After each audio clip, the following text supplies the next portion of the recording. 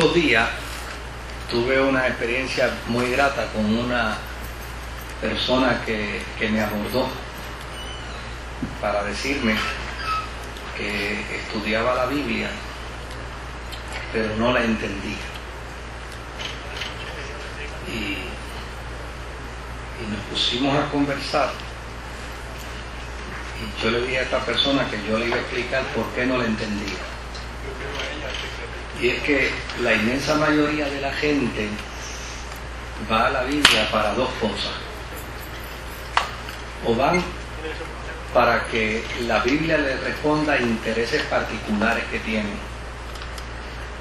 Para que la Biblia les hable sobre las cosas que son sus intereses.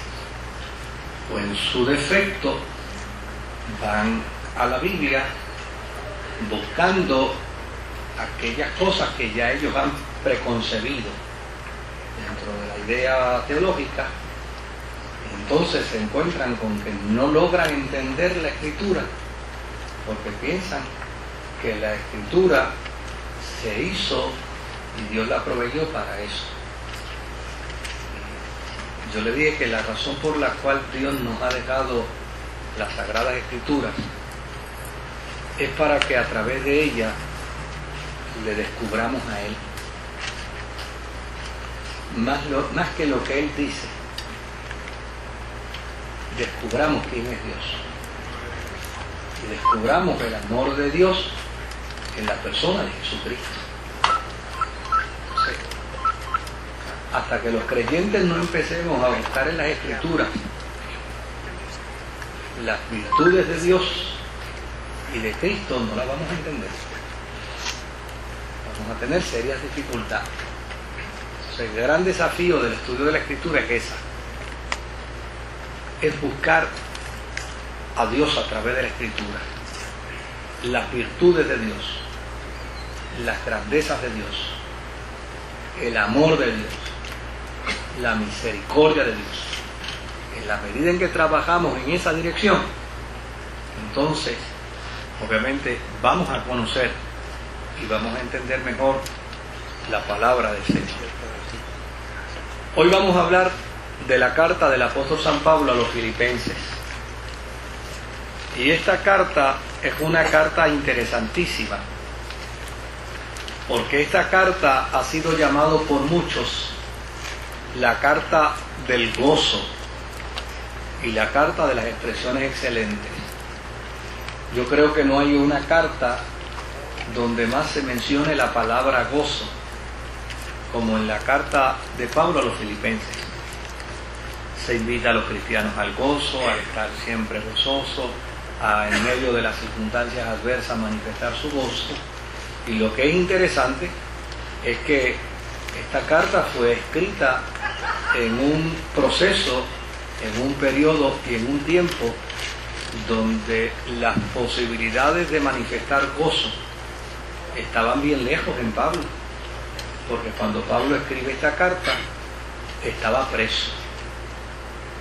Sin embargo, estando en la cárcel, Pablo escribe esta carta para manifestar en ella el gozo que proviene precisamente del resultado de sabernos hijos e hijas de Dios. Esta carta es una carta de agradecimiento. Cuando leemos sus capítulos, 4 capítulos, descubrimos que básicamente es una carta de agradecimiento. Pablo escribe la carta para agradecerle a los filipenses la ayuda económica que le enviaron, para darle aliento a los creyentes de Filipo por la forma y manera en que deben enfrentarse a las adversidades. Y como tercer tópico es una carta de invitación a los cristianos para la unidad, porque había un chisme dentro de la comunidad de Filipo, y ese chisme lo habían creado 2 hermanas. Es interesante, 2 hermanas habían creado ese chisme Pudieron haber sido 2 varones también, porque también hay varones chismosos, ¿no? Y mucho, amigo. Y muchos.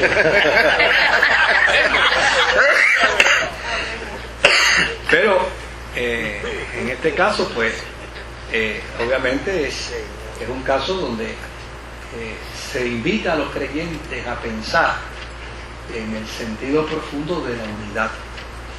En esta carta hay un pasaje que yo creo que es el pasaje emblemático de lo que es la humillación y la exaltación de Jesucristo. Es el pasaje que aparece en el capítulo 2. Yo no sé si tenemos allá alguien que nos pueda ayudar en la pantalla, pero si hay alguien que nos pueda ayudar, sería bueno que nos dé la mano. Gracias. Aparece en el capítulo 2 y en el versículo 5 al versículo 11, donde yo creo que son los textos a manera de poema, a manera de canto, a manera de alabanza. 2 de Filipenses, desde el versículo 5 en adelante, donde dice: haya pues en vosotros este sentir que hubo también en Cristo Jesús, el cual, siendo en forma de Dios, no tuvo por usurpación ser igual a Dios, sin embargo se anonadó a sí mismo, tomando forma de siervo y hecho semejante a los hombres, y hallado en la condición como hombre, se humilló a sí mismo, hecho obediente hasta la muerte y muerte de cruz, por lo cual Dios también le ensalzó a lo sumo y le dio un nombre que es sobre todo nombre, para que en el nombre de Jesús se doble toda rodilla de los que están en los cielos y de los que en la tierra y de los que debajo de la tierra, y toda lengua confiese que Jesucristo es el Señor, a la gloria de Dios Padre. O sea, este canto, que es vital para la vida de la iglesia, aparece precisamente dentro de esa carta.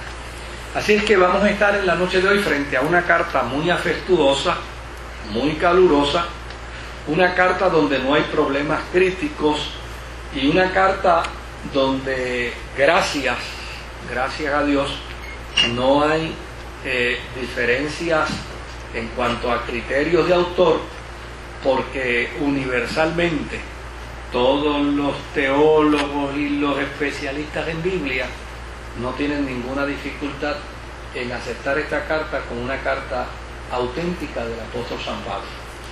Para ellos eso no es un issue aquí. Pablo escribió esta carta. Ahora, un elemento que es interesante, que se desprende de la carta, es que si uno observa las distintas cartas que Pablo escribió, uno descubre algo que es sumamente maravilloso en la capacidad de Pablo como un estratega. Pablo fue un gran estratega misionero. Él visitó, ministró, estableció iglesias y predicó en lugares bien estratégicos. Y la evidencia de que lo hizo en lugares bien estratégicos es que muchos de esos lugares todavía siguen siendo hoy enlaces de comunicación, ya sea por carretera, ya sea por ferrocarril, ya sea por barcos, tanto en el Asia como en Europa.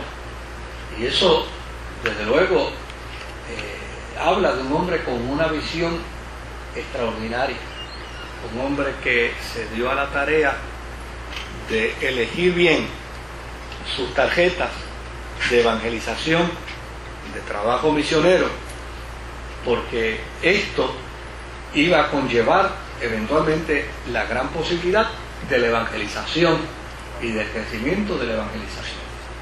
Y a mí me parece que esto es un proceso estratégico ordinario. En Filipos